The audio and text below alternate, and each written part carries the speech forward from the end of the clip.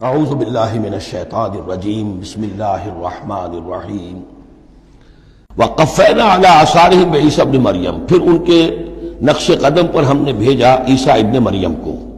مصدقا لما بین یدیہ من التوراۃ، وہ آئے تصدیق کرتے ہوئے اس کی جو ان کے سامنے موجود تھا تورات میں سے، وآتیناہ الانجیل، اور ہم نے انہیں انجیل عطا کی ہے،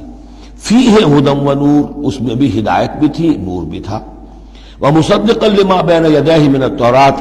اور وہ تصدیق کر رہی تھی بھی اس کی جو تورات میں سے اس کے سامنے موجود تھا، وہدی وموعظۃ للمتقین، اور وہ ہدایت تھی، رہنمائی تھی اور موعظہ تھی، نصیحت تھی تقوی والوں کے لیے۔ وَلْيَحْكُمْ أَهْلُ الْإِنْجِيلِ بِمَا أَنزَلَ اللَّهُ فِيهِ، اور چاہیے کہ انجیل کے ماننے والے فیصلہ کریں اسی کے مطابق جو انجیل میں ہے۔ وَمَن لَّمْ يَحْكُم بِمَا أَنزَلَ اللَّهُ فَأُولَٰئِكَ هُمُ الْفَاسِقُونَ، اور جو لوگ نہیں فیصلے کرتے اللہ کے اتارے ہوئے احکام اور قوانین اور شرائع کے مطابق تو وہی تو فاسق ہیں، وہی تو سرکش ہیں، وہی تو ناہنجار ہیں۔ اب یہ ایک رکوع میں 3 مرتبہ دہرا کر یہ الفاظ آئے، وَمَن لَّمْ يَحْكُم بِمَا أَنزَلَ اللَّهُ فَأُولَٰئِكَ هُمُ الْكَافِرُونَ وَمَن لَّمْ يَحْكُم بِمَا أَنزَلَ اللَّهُ فَأُولَٰئِكَ هُمُ الظَّالِمُونَ وَمَن لَّمْ يَحْكُم بِمَا أَنزَلَ اللَّهُ فَأُولَٰئِكَ هُمُ الْفَاسِقُونَ۔ اب اس کو سامنے رکھیے، اور دنیا میں جو مسلمان ممالک ہیں،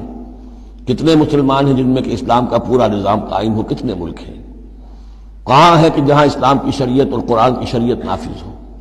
تو گویا کہ ہم اگرچہ انفرادی اعتبار سے مسلمان ہیں لیکن نظام جو ہے ہمارا وہ کافرانہ ہے۔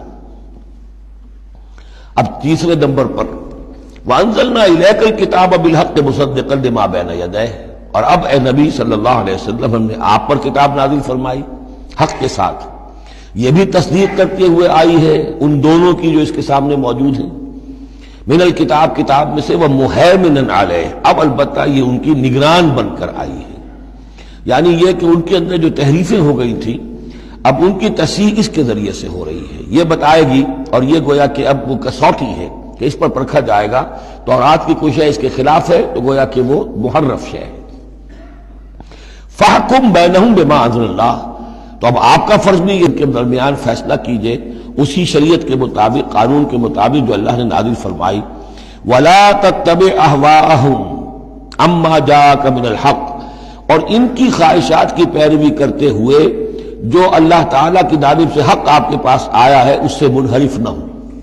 مت پیروی کیجئے ان کی خواہشات کی، اور ان کی خواہشات کی پیروی کرتے ہوئے اما یعنی انما چھوڑ کر اس کو کہ جو حق آیا ہے آپ کے پاس۔ لِكُلٍّ جَعَلْنَا مِنْكُمْ شِرْعَةً وَمِنْهَاجًا، تم سب کے لیے ہم نے ایک شریعت، ایک دستور اور ایک طریقہ کار جو ہے وہ طے کر دیا۔ یہ آیت بڑی اہم ہے، جہاں تک تو شریعت کا تعلق ہے تو یہ تو پہلے سے بہت واضح بات ہے، سب کو معلوم ہے، شریعت موسوی شریعت محمدی میں فرق ہے، صلی اللہ علیہ وسلم علیہ الصلوۃ والسلام، منہاج میں بھی فرق ہے، اس پر توجہ جو ہے اکثر و بیشتر جیسی ہونی چاہیے ہوتی نہیں ہے۔ مثلاً یہ کہ حضرت موسیٰ علیہ السلام کے منہاج میں ہم یہ دیکھتے ہیں کہ وہ ایک مسلمان امت کے لیے بھیجے گئے تھے، وہ امت جو کہ دبی ہوئی تھی، پسی ہوئی تھی، اس میں اخلاقی خرابیاں بھی تھیں، اس میں اور بھی دینی اعتبار سے ذوف بھی تھا، زوال بھی تھا، لیکن وہ آل فرعون کے ظلم و ستم کا تختہ مشق بنی ہوئی تھی۔ تو حضرت موسیٰ علیہ السلام کی بعثت میں یہ چیز بھی شامل تھی کہ ایک بگڑی ہوئی مسلمان امت کو کافروں کے تسلط سے، ان کے غلبے سے بچائے، اس کا ایک خاص طریقہ کار ہے جو اللہ تعالیٰ نے انہیں عطا فرمایا۔ حضرت عیسیٰ علیہ السلام بھی ایک مسلمان قوم کے اندر مبعوث کیے گئے، یہودیوں میں، وہ مسلمان تھے، اور ان میں یہ ہے کہ علماء کے اندر بہت سا فطور پیدا ہو چکا تھا، بڑا فساد آ چکا تھا، اخلاقی، روحانی، ان کے معاشرے کے اندر گراوٹ تھی، دین کے صرف ظاہری احکام اور دین کے صرف قانونی اور ظاہری پہلو کے اوپر توجہ رہ گئی تھی، مقاصد دین، روح دین جو ہے وہ نگاہوں سے اوجھل ہو گئی تھی۔ تو اس اعتبار سے حضرت مسیح علیہ السلام کے لیے اللہ تعالیٰ نے ایک خاص منہاج جو ہے، خاص طریقہ کار انہیں عطا فرمایا۔